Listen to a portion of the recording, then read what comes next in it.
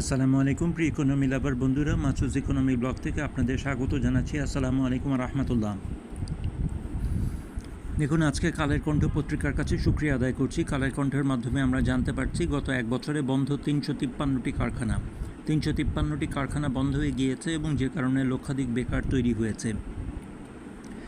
আমরা মাননীয় সরকারের কাছে বিনীত অনুরোধ করব, কারখানাগুলি কেন বন্ধ হয়েছে দ্রুত এর কারণ নিরূপণ করে কারখানাগুলি খুলে দেওয়ার ব্যবস্থা করা হোক। লক্ষাধিক বেকার মানুষ নিশ্চয়ই খুব শান্তিতে সংসার জীবন কাটাচ্ছে না।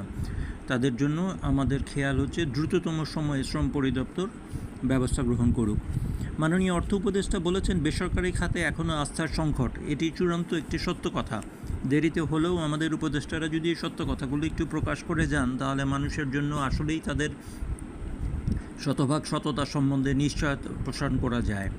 এমন না যে আমরা প্রত্যেক মানুষই প্রত্যেক সমস্যার শতভাগ সমাধান করে ফেলতে পারবো, কিন্তু সত্য স্বীকার করা কোনো সমস্যার সমাধানের প্রথম ধাপ।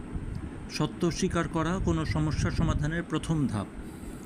আজকে কালবেলার মাধ্যমে আমরা জানতে পাচ্ছি যে বাংলাদেশ মার্কিন যুক্তরাষ্ট্র থেকে 2টি জাহাজ কিনতে যাচ্ছে, বাল্ক ক্যারিয়ার কিনতে যাচ্ছে মার্কিন যুক্তরাষ্ট্রের Hellenic dry bulk ventures LLC থেকে। সবচেয়ে মজার ব্যাপার হচ্ছে, বাংলাদেশ যুক্তরাষ্ট্র থেকে জাহাজ কিনছে, কিন্তু জাহাজ দুইটি মেরামত করা হচ্ছে চীনে। এটা কি বলে ডিপ্লোম্যাটিক ফ্রেন্ডশিপ? মার্কিন যুক্তরাষ্ট্র আর চীন পরস্পরের দিকে যতই অস্ত্র তাক করে থাকুক, পরস্পরের স্বার্থে নিজেদের মধ্যে সম্পদ ভাগাভাগি করে নিতে তৈরি আছে।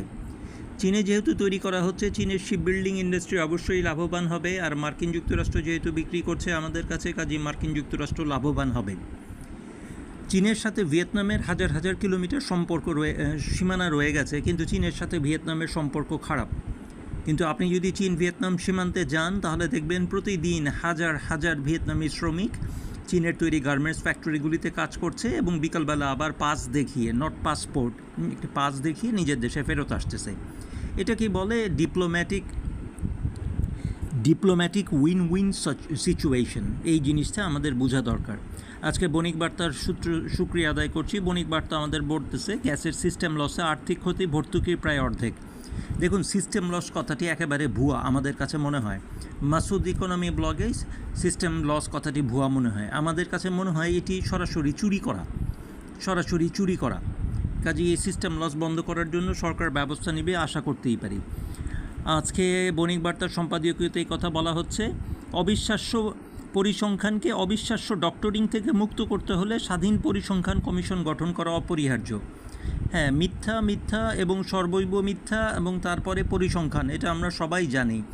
কাজেই আমাদের উচিত হচ্ছে এখন থেকে সত্য পরিসংখ্যান প্রকাশ করা।